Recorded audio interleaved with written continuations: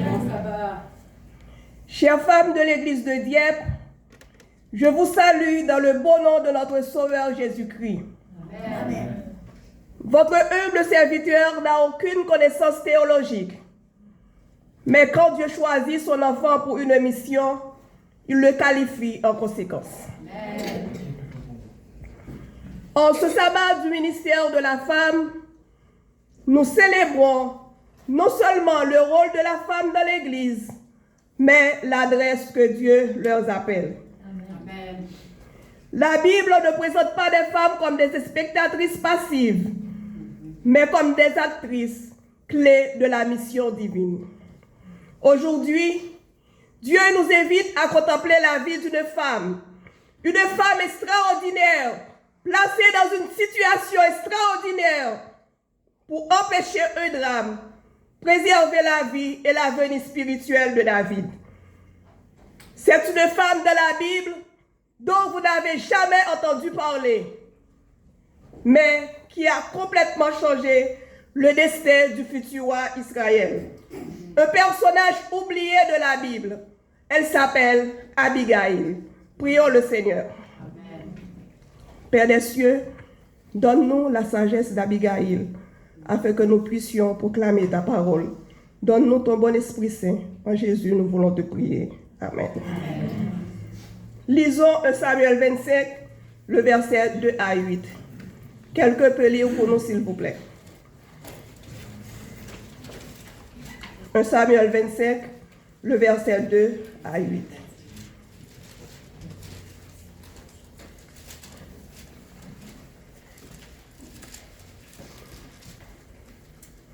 Samuel 27, verset 1 à 8. Verset 2 à 8. 2 à 8.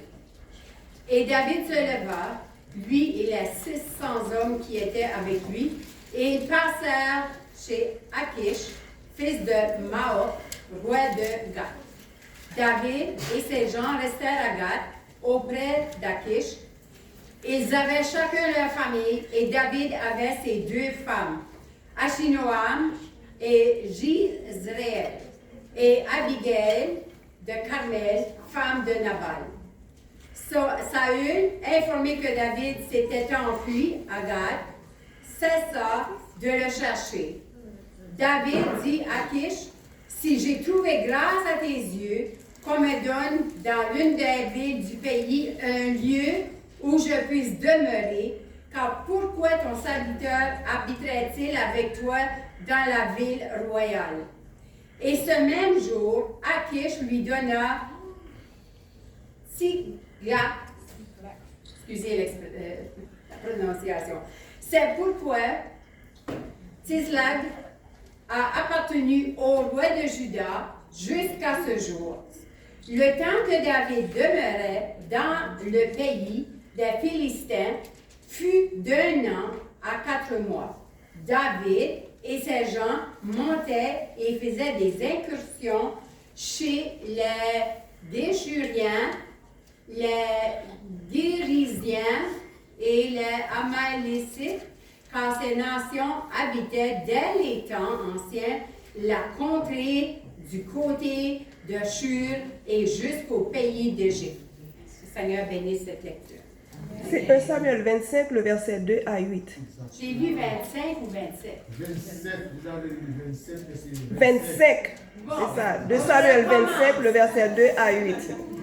Quelqu'un aurait dû m'arrêter, mais... Non, elle n'a rien dit, je pensais que c'est moi qui suis trompé. Non. Je recommence Samuel 2, jusqu'à 1 Samuel 25, le verset 2 à 8. Oui. Je répète, 1 Samuel 25, verset 2 à 8. Exact. Amen. Ben, c'est bien de jouer la parole puis les partout. Et il y avait à Mahon un homme fort riche, possédant des biens à Carmel. Et il avait 3000 brebis et 1000 chèvres, et il se trouvait à Carmel pour la tonte de ses brebis. Le nom de cet homme était Nabal, et sa femme s'appelait Abigail. C'était une femme de bon sens et belle de figure, mais l'homme était dur et méchant dans ses actions. et descendait de Caleb. David apprit au désert que Nabal tondait ses brebis. Il envoya vers lui 10 jeunes gens auxquels il dit, « Montez à Carmel et allez auprès de Nabal. Vous le saluerez en mon nom. Et vous lui parlerez ainsi. Pour la vie, sois en paix, et que la paix soit avec ta maison et tout ce qui t'appartient. Et maintenant, j'ai appris que tu as les tondeurs. Or, tes bergers ont été avec nous. Nous ne leur avons fait aucun outrage et rien ne leur a été enlevé pendant tout le temps qu'ils ont été à Carmel. Demande-le à tes serviteurs et ils te le diront.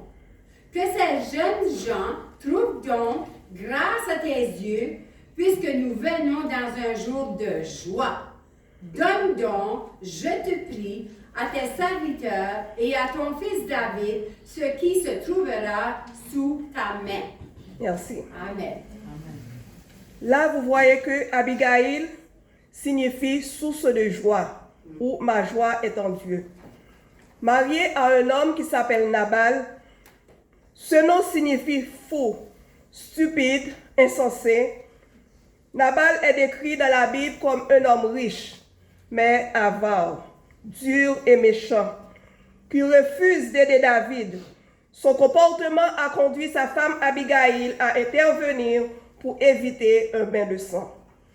Abigail décrit dans 1 Samuel 25 comme une femme sage et intelligente, pleine de bon sens, dont la sagesse d'Abigail a évité un bain de sang, face à la folie de son mari Nabal et à la colère de David.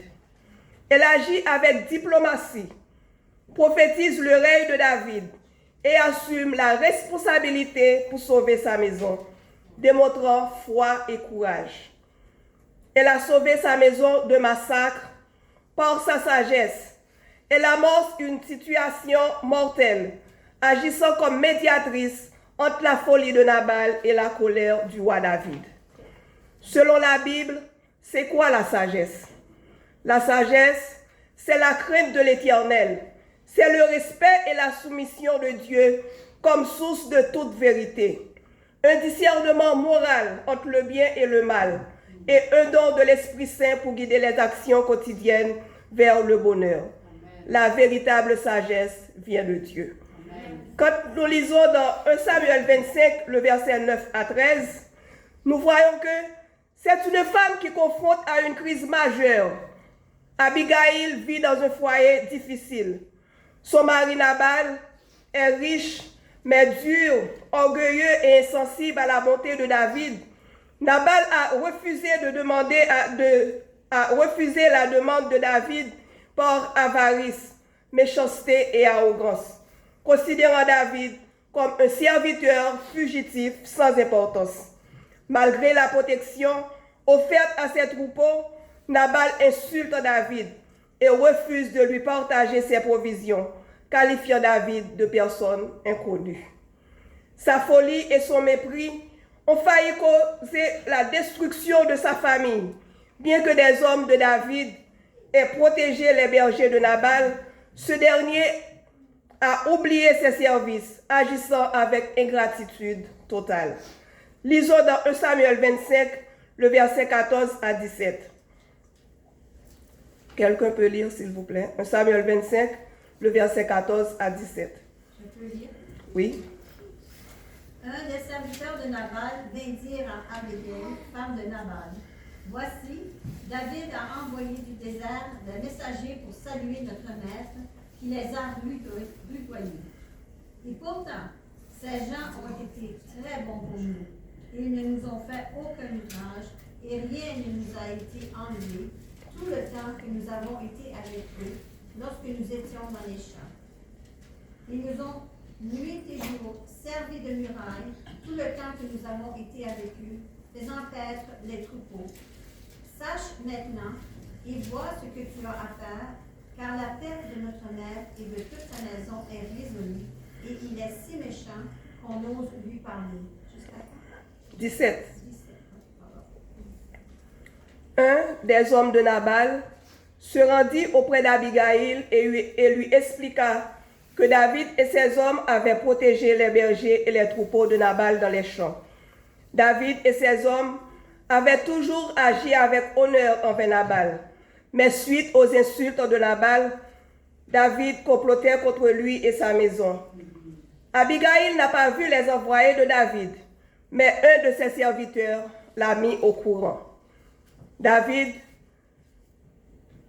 futur roi oint par Dieu, est blessé dans son honneur et la colère prend le dessus. Là, vous voyez deux attitudes masculines opposées. David et Nabal voulaient agir sans consulter Dieu, pour parcourir à un même danger, un affrontement qui aurait causé un bain de sang. Abigaïl comprenait rapidement que le silence serait coupable. Elle pense à l'horreur et la destruction de toute la famille. Il faut agir rapidement. Ainsi, elle part immédiatement à la rencontre de David. Elle se jette à ses pieds en disant « À moi la faute, mon Seigneur ». L'attitude de cette dame est exemplaire. Elle aurait eu le droit de rejeter la faute sur son mari. N'est-ce pas ce que nous faisons souvent? Mais non, l'erreur de son mari devient la sienne. Si nous adoptions cette attitude envers nos proches, parents, amis, familles, voisins et autres, bien des choses changeraient dans notre relation avec les autres.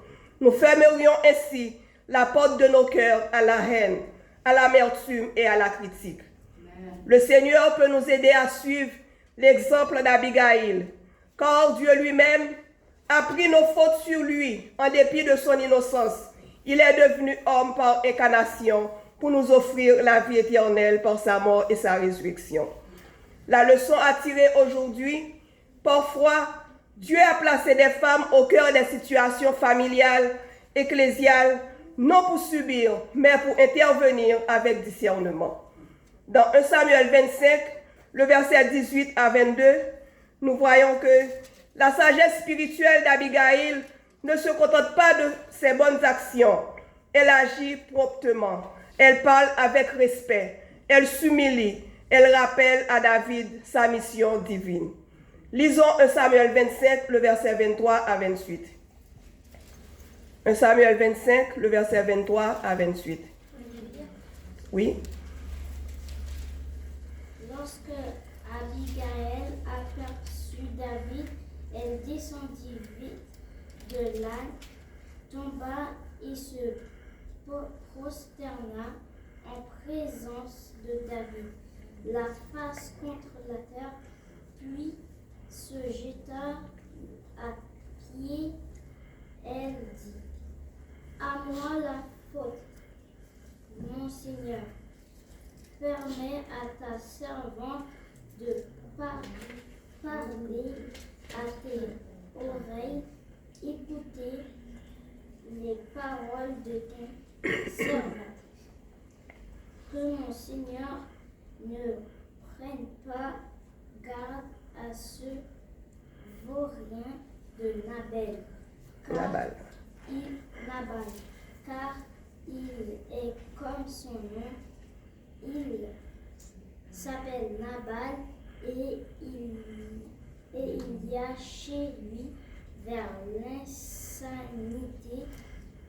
Et moi, ta servante, je n'ai pas vu les jeunes gens que mon Seigneur a envoyés.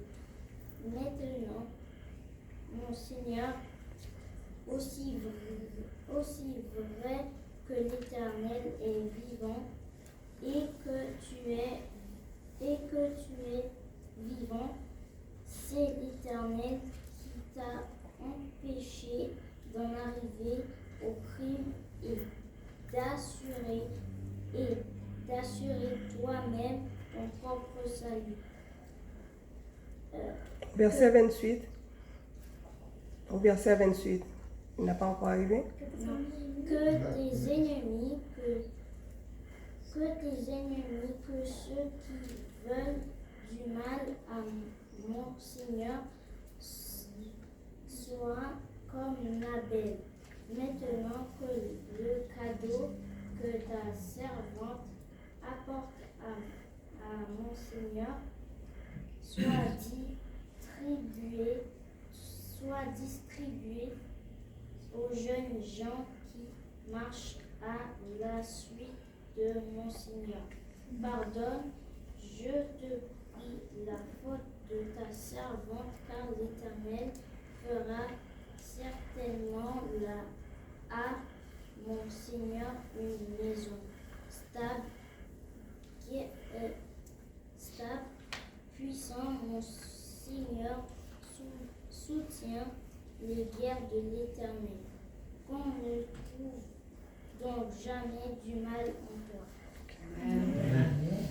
Abigail, pour calmer la colère de David, agissant avec rapidité, sagesse et générosité, elle a apporté une grande quantité de nourriture et de vin à David et ses hommes pour apaiser leur faim et leur colère. Contrairement à son mari, elle fait preuve d'obéissance et de générosité. Elle est prête à tout pour sauver la vie de sa maison. Elle nous demande également d'obéir à ses exigences. Sommes-nous prêts à nous engager à l'obéissance totale à celui qui a tout risqué jusqu'à son fils bien-aimé pour nous sauver? Elle a pris sur elle la responsabilité de la situation pour protéger sa famille. Elle ne se justifie pas la faute, mais elle empêche le péché de se multiplier. Éternel, tu as empêché le sang de verser dans 1 Samuel 25, le verset 6. Dans le verset que nous venons de lire, nous voyons, la sagesse est un don de Dieu. Si quelqu'un d'entre nous manque de sagesse, qu'il demande à Dieu, qui donne tout simplement et sans reproche, elle lui sera donnée. Jacques 1er, le verset 5. La vraie sagesse ne consiste pas à gagner un conflit, mais à préserver le caractère selon Christ, surtout à l'approche des temps difficiles. Abigail a géré les personnes et les situations difficiles. Elle ne s'est pas mise en colère. Elle n'a pas perdu son bon foi. Elle ne s'est pas disputée avec son mari, mais elle a cherché à arranger les choses. Abigail n'avait ni titre, ni autorité officielle, mais elle avait un cœur sensible à la voix de Dieu. Une foi active, une influence sanctifiée. Dieu se sert d'elle pour corriger un futur roi. Dieu n'attend pas la perfection des circonstances pour agir, mais il cherche des femmes enracinées dans la parole, des femmes guidées par l'esprit, des femmes prêtes à servir même dans l'ombre. Aujourd'hui encore, Dieu appelle les Abigail modernes dans les foyers, dans l'église, dans la communauté, des femmes qui calment la fureur plutôt que de l'enflammer, des femmes qui prient avant de parler, des femmes qui choisissent la sagesse plutôt que la réaction. Ce ministère est essentiel pour préparer un peuple à la rencontre du Seigneur. En ce sabbat du ministère de la femme, Dieu nous dit, qui sait si ce n'est pas pour un temps comme celui-ci que tu es là ce matin à l'église de Dieppe? Le courage d'Abigail nous encourage que la résistance, la générosité et l'humilité ont le pouvoir de changer les circonstances qui nous entourent dans ce monde. Que chaque femme ici présente accepte l'appel à être une porteuse de lumière, une gardienne du caractère chrétien, un instrument entre les mains du Seigneur. Amen. En ce moment, j'invite à toutes les femmes à se mettre debout. Nous allons réciter ensemble cette prière.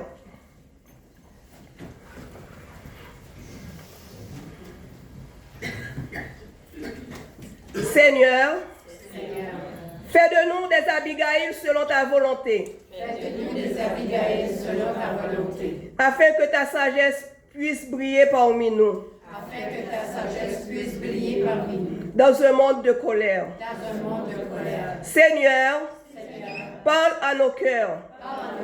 Et fais de nous un instrument de paix. Et fais de nous un instrument de paix. Dans notre foyer. Dans notre foyer. Que le Seigneur vous bénisse. Amen. Amen.